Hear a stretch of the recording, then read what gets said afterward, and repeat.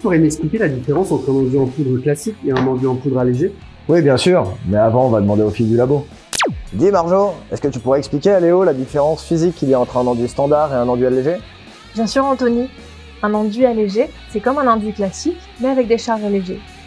Leur avantage, c'est qu'à quantité équivalente, on a plus de volume. Pour faire plus simple, avec Domi, on va comparer des charges classiques à du maïs et des charges allégées à du popcorn.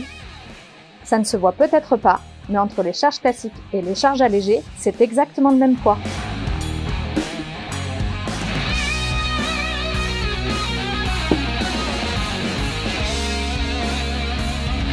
Et entre le maïs et le popcorn, c'est la même chose.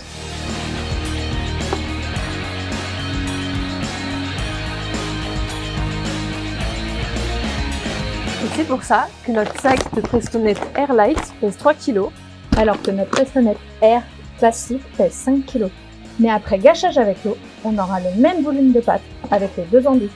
Ah super, merci les filles. La comparaison avec le popcorn m'aide beaucoup. Mais concrètement, Anto, sur le chantier, ça change quoi? Tiens, je vais te montrer. Tu vois les deux sacs là? Soulève-les. Ah ouais, il y a une sacrée différence. Tu viens de voir la première différence, le poids. Et ça, c'est pas négligeable.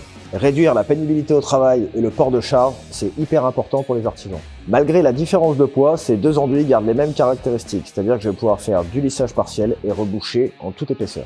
Le volume d'application va rester également le même. Je vais reboucher exactement le même nombre de trous avec 9 kg qu'avec 15 kg.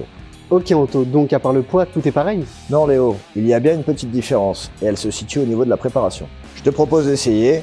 Tu mélanges l'enduit classique, je mélange l'enduit allégé.